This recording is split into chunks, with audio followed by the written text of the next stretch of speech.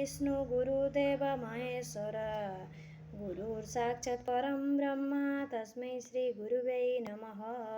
ओम नमो भगवते वासुदेवाय। नमस्कार दोस्तों, आज मैं श्रीमद् भागवत गीता पुस्तक से अध्याय 2 श्लोक 29 और 30 का पाठ करने जा रही हूँ। इस श्लोक में भगवान श्री कृष्ण जी ने अर्जुन को युद्ध करने के लिए प्रोत्साहित कर रहे हैं और भागवत गीता का ज्ञान दान दे रहा है। इस श्लोक में कहा है कि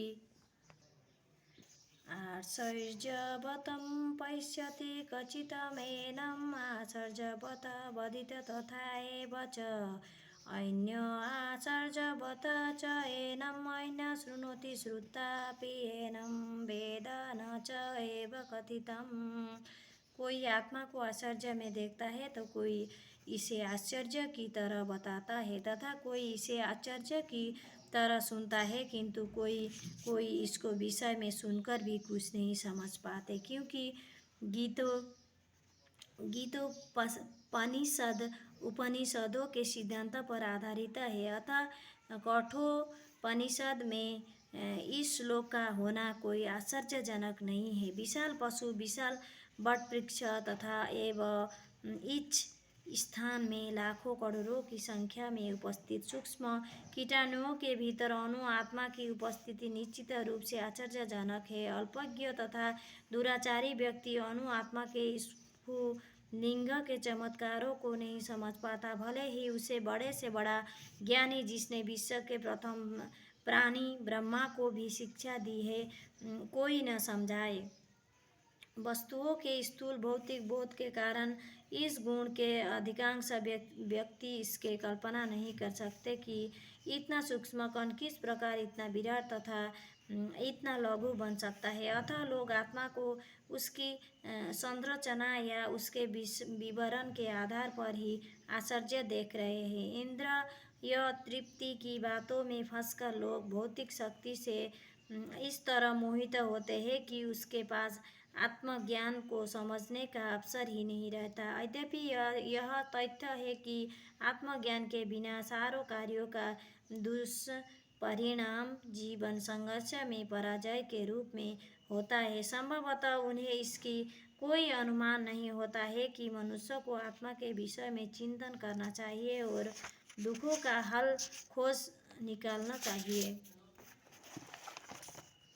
ऐसे थोड़ी से लोग जो आत्मा के विषय में सुनने की इच्छुक है अच्छी संगति पाकर भाषण सुनते हैं, किंतु कभी कभी अज्ञानवश में वे परमात्मा तथा अनुआत्मा को एक समझ बैठे हैं। ऐसा व्यक्ति खोज पाना कठिन है जो परमात्मा और अनुआत्मा उनके पृथक पृथक कार्यों तथा संबंधों एवं अन्य विस्तारों को सही ढंग से समझ सके। इसके अधिक कठिन में है ऐसा व्यक्ति खोज पाना जिसके ने आत्मा के ज्ञान से पूरा लाभ उठाया हो और जो सभी पंक्तियों से आत्मा की स्थिति का सही निर्धारण कर सके। किंतु यदि कोई किसी तरह से आत्मा के इस विषय को समझ लेता है तो उसका जीवन सफल हो सकता है।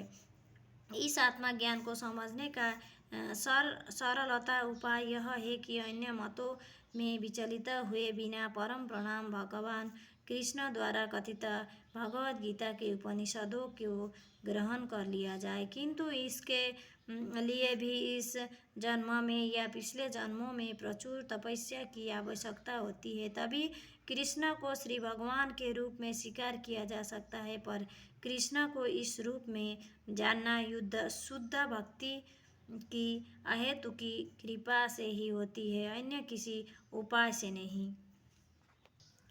30 श्लोक में भगवान श्री कृष्ण ने कहा है कि देहि नित्यं वैद्य अयं देहि सर्वस्य भारत तस्मात् सर्वाणि भूतानि न त्वं शोचितुम् अर्हसि।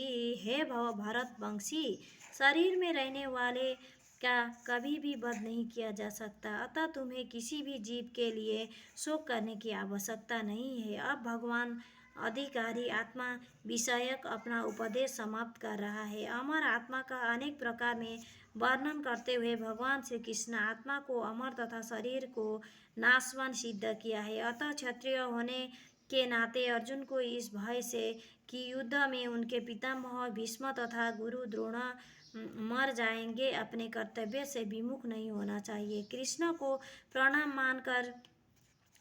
मानकर भौतिक देह से भिन्न आत्मा का पृथक अस्तित्व स्वीकार करना ही होगा। यह नहीं कि आत्मा जैसे कोई वस्तु नहीं है या कि जीवन के लक्षण रसायनों की अंतःक्रिया से फल स्वरूप एक विषय अवस्था में प्रकट होती है। यद्यपि आत्मा अमर है, किंतु इससे हिंसा को प्रोत्साहित नहीं किया जाता। फिर भी युद्ध तथा समय हिंसा का निधन नहीं किया जा सकता है, क्योंकि तब इसकी आवश्यकता रहती है। ऐसी आवश्यकता को भगवान की आज्ञा के आधार पर उचित ठहराया जा सकता है, स्वेच्छा से नहीं।